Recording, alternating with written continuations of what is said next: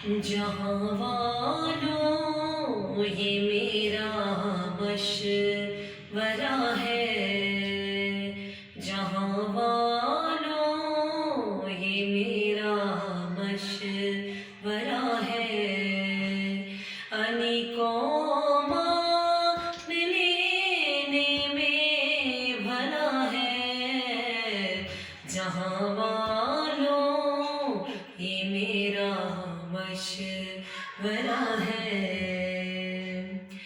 علی کی ہر صفت صفت الہی، ستاروں پر علی کی بادشاہی، ذرا تم چاند کا چہرہ ہی دیکھو، علی کا نام ہی لکھا ہوا ہے، علی کا نام ہی لکھا ہوا ہے۔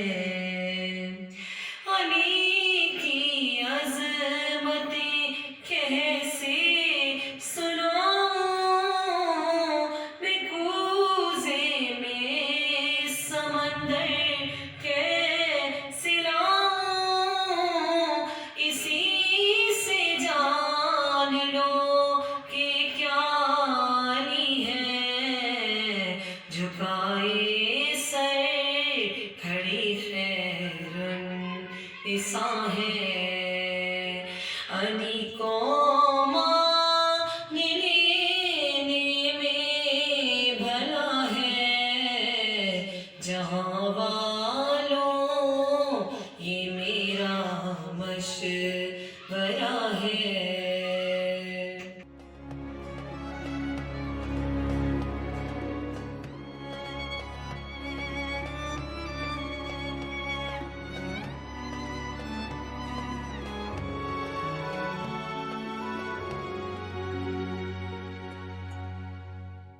من الشیطان الرجیم، بسم اللہ الرحمن الرحیم۔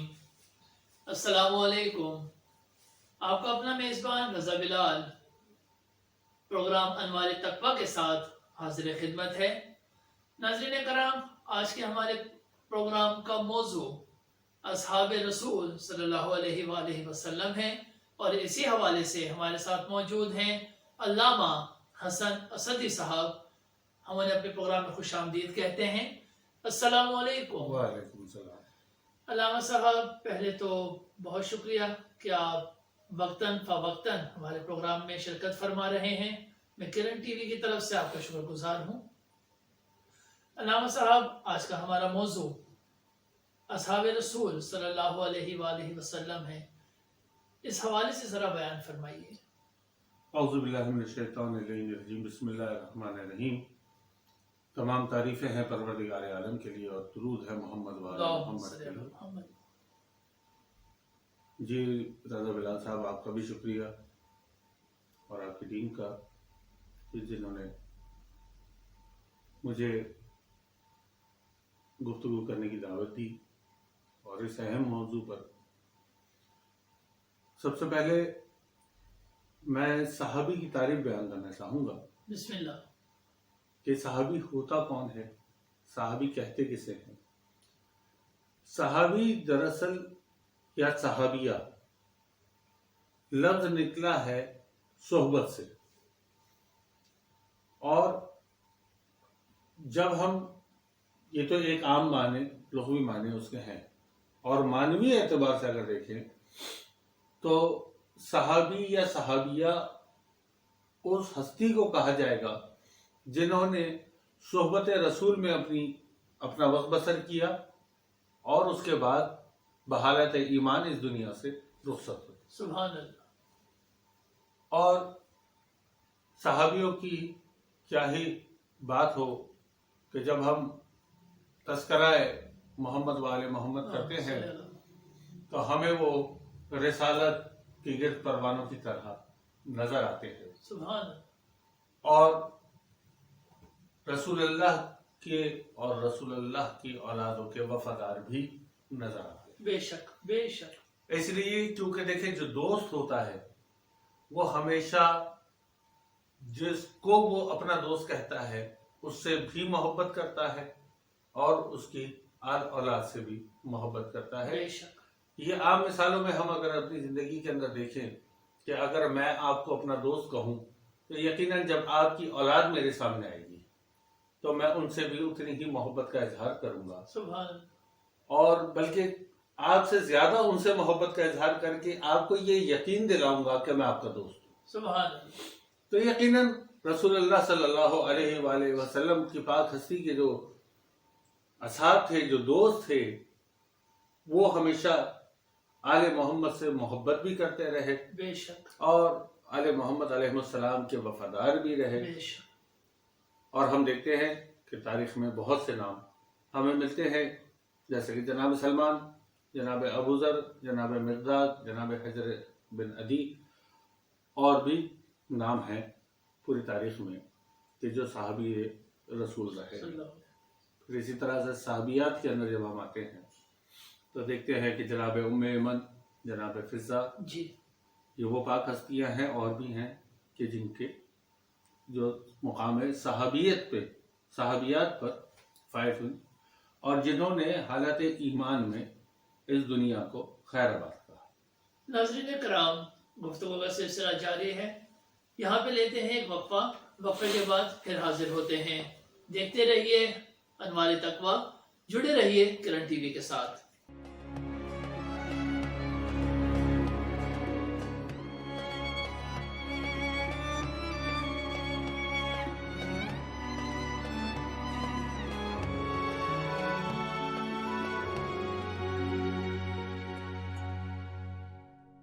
وقفے کے بعد خوش آمدید کہتے ہیں. ہمارے ساتھ موجود ہیں خطیبہ اہل بیت وہیبہ ذیشان صاحبہ راولپنڈی سے. اعوذ باللہ من الشیطان اللعین الرجیم. بسم اللہ الرحمن الرحیم. وبہ نستعین وصلی اللہ علی محمد وآلہ الطیبین الطاہرین المعصومین المنتخبین المنتجبین ولعن اللہ علی اعداء اجمعین. سب سے پہلے میں بہت شکر گزار ہوں کرن ٹی وی کی، جنہوں نے مجھے یہ سعادت بخشی کہ میں ان کے ٹی وی کے توسل سے آ کر یہاں پر بات کر سکوں. میں دعا گو ہوں کہ مولا ان کے چینل کو مزید ترقی عنایت فرمائے، ان کی توفیقات خیر میں اضافہ فرمائے. آج کا مضمون، آج کا عنوان، آج کا ٹاپک جو ڈیسائیڈ کیا گیا ہے بہت ہی خوبصورت، اصحاب رسول. اصحاب رسول پہ گفتگو کرتے ہوئے میں ایک اصحابیہ کا ذکر کرنا چاہوں گی کہ جنہوں نے اپنی پوری زندگی جو ہے وہ خدمت زہرا، خدمت اہل بیت میں وقف کر دی. جی ہاں، میں بات کر رہی ہوں اس شہزادی کی، شہزادی بی بی فضہ کی، کہ جسے حسنین ماں کہتے تھے. یہ کوئی کم شرف نہیں ہے کہ جسے سردار جنت جو ہیں وہ ماں کہہ کر پکاریں.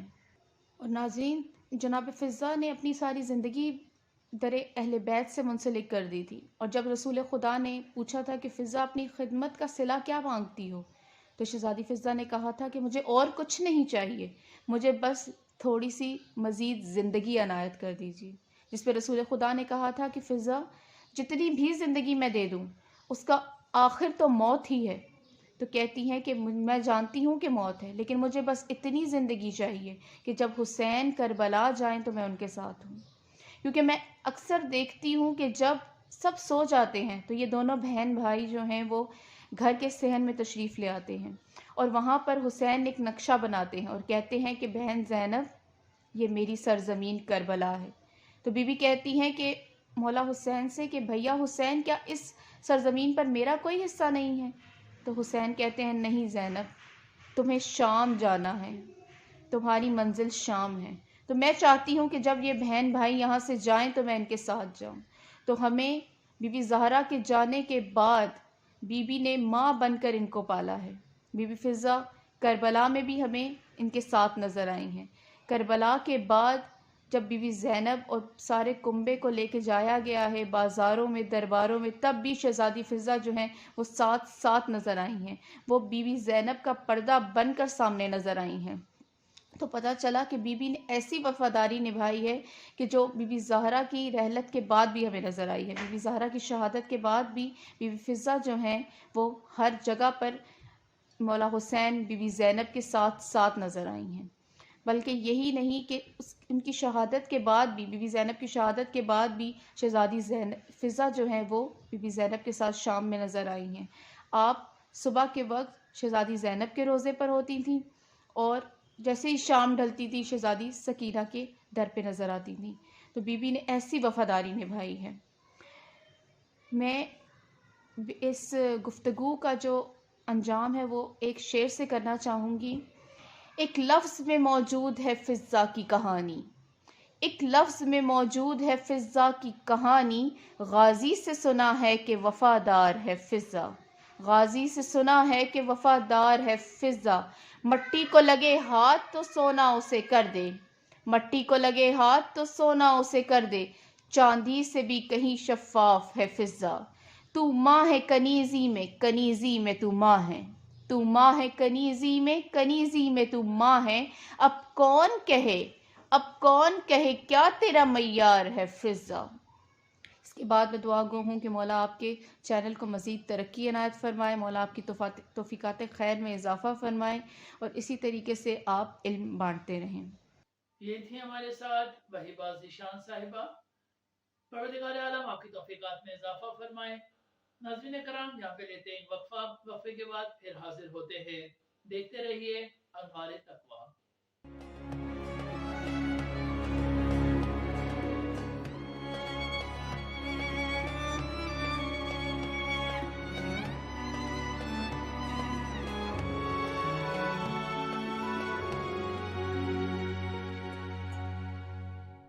وقفے کے بعد حاضر ہیں۔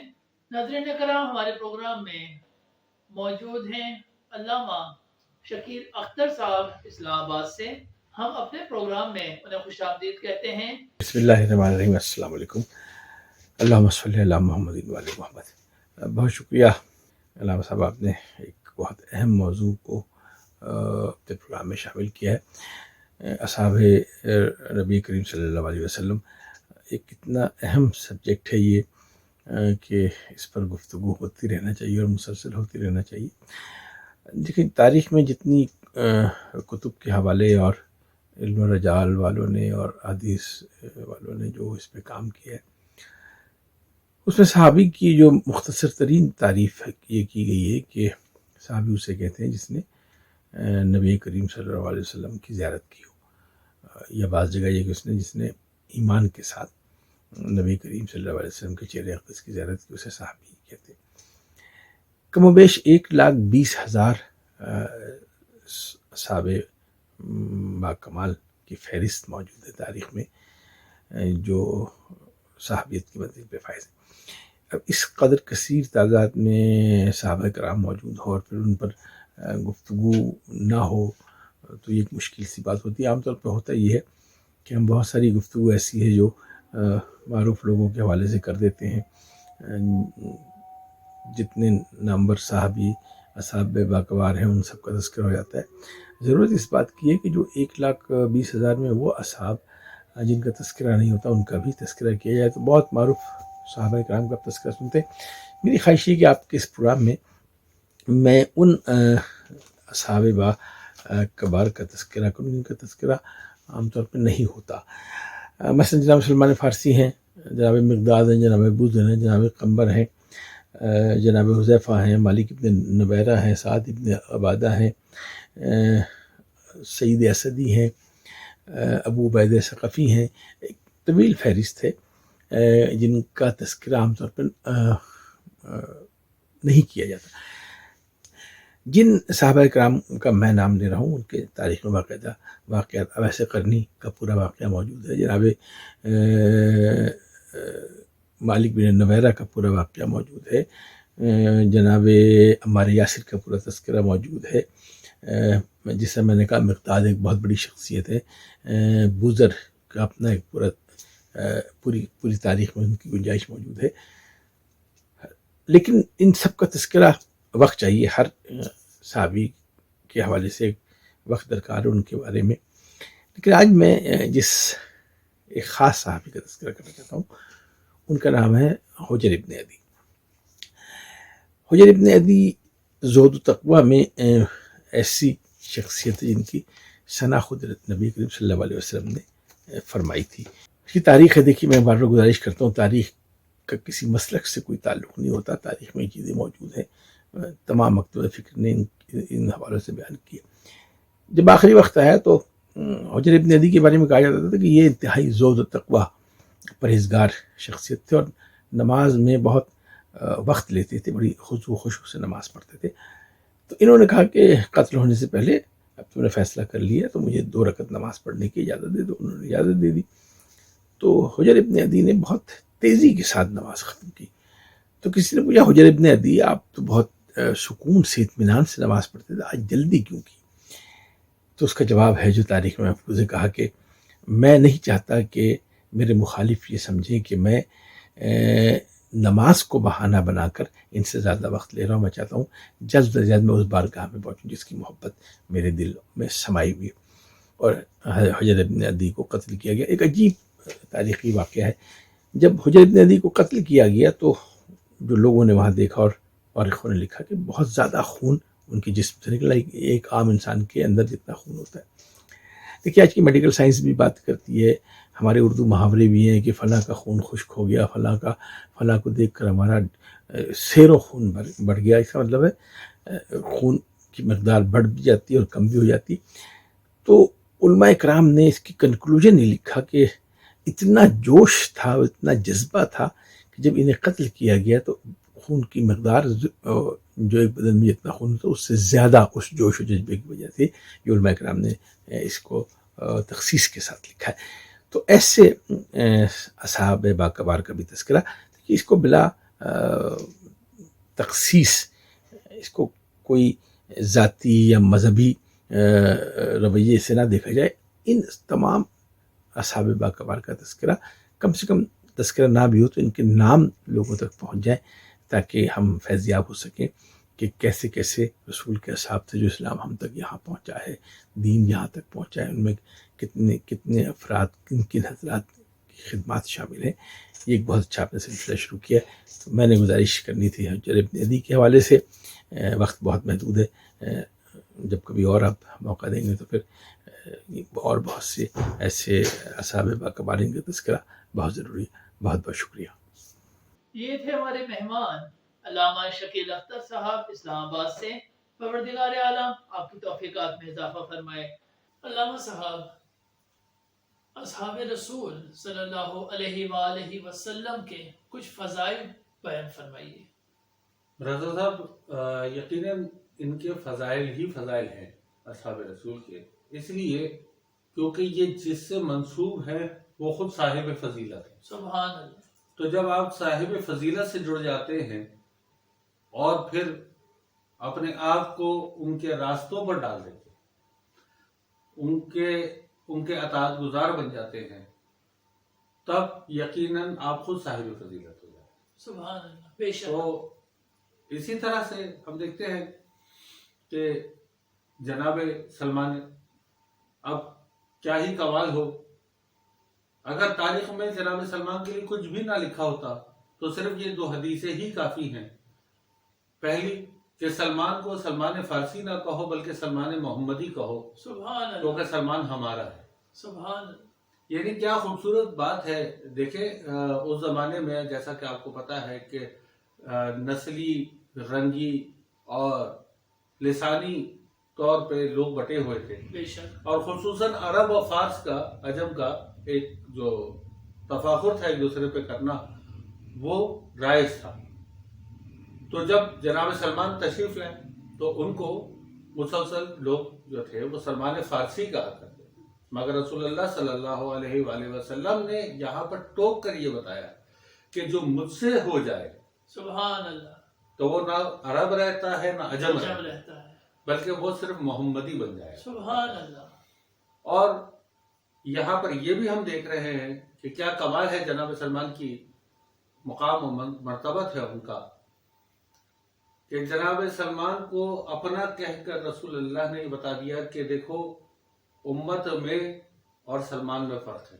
بے شک. بے شک. امت یعنی قیامت تک آنے والے وہ لوگ جو لا الہ الا اللہ محمد رسول اللہ کا کلمہ پڑھ رہے ہیں اور اپنے آپ کو امت محمدی کہنے والے ہیں، यकीनन देखिए, हम और आप सब के सब ख्वाहिश करते हैं कि हम रसूलुल्लाह के हो जाए, बेशक बेशक। मगर सलाम है मेरा इस सहाबी रसूल पर कि जिनके लिए रसूलुल्लाह कह रहे हैं कि सलमान हमारा। सुभान अल्लाह सुभान अल्लाह। तो यहाँ से हमें ये भी दर्स मिलता है कि लिसानियत और रंग और नस्ल के फर्क को मिटाया जाए और सब के सब उम्मत मोहम्मदी बनकर जमा हो जाए। सुभान अल्लाह। क्योंकि हम इस प्रोग्राम से मुसलसल और आपके चैनल के तवज्जुह से मुसलसल पैगाम दे रहे हैं इत्तेहाद का, मोहब्बतों का, कि आपस में नफरतों को ख़त्म किया जाए। माशरे में से नफरत का खात्मा होगा तभी असल रसूलुल्लाह के उस पैगाम को हम पा सकेंगे जिसके लिए हम रमज़ान में कोशिशें कर रहे हैं, इबादतें कर रहे हैं, और उस पैगाम का नाम है तक़वा। और फिर जनाब सलमान के लिए दूसरी हदीस, सलमान मिन्ना अहले बैत, सलमान तुम हमारे अहले बैत से हो। माशाअल्लाह। यानी मुकाम सहाबियत जब अपने कमाल को पहुंचता है तो अहले बैत बनता है। क्या बात है, क्या तो बात ये हमने दो बातें साहबी रसूल जनाब सलमान मोहम्मदी के बारे में देखी कि उनको जिस तरह से मुकाम और मर्तबा मिला। सुभान और फिर दूसरी मिसाल हम जनाब अबू ज़र की लेते हैं कि जहां पर उन्हें अबू ज़र कहा गया, नाम उनका जंदब है जन्नत। मगर उनको अबू ज़र कहा गया। अबू ज़र कहते हैं सोने के बाग को। सुभान अल्लाह। और अगर हम उनकी तारीख का मुताला करें तो जनाब अबू ज़र जो थे वो यमन के रह मुकीम थे, जी। और वो जब आए हैं इस बारगाह में, बारगाह रिसालत में आए हैं, तो फिर जन्नत से अबू ज़र का सफर लम्हों में तय हुआ है। सुभान अल्लाह। यानी जो खाक नशी होता है उसे सोने का बाग बना दिया जाता सुभान अल्लाह। है। मगर ये सब कुछ हासिल होता है जुस्तजू और इश्क की मंजिलों को तय करने के बेशक बाद। बेशक। नाज़रीन कराम, इन्हीं खूबसूरत फ़ज़ाइल के साथ आज का प्रोग्राम हम इख्तिताम करते हैं। कल इंशाअल्लाह नए मौजू के साथ आपकी खिदमत में दोबारा हाजिर होंगे।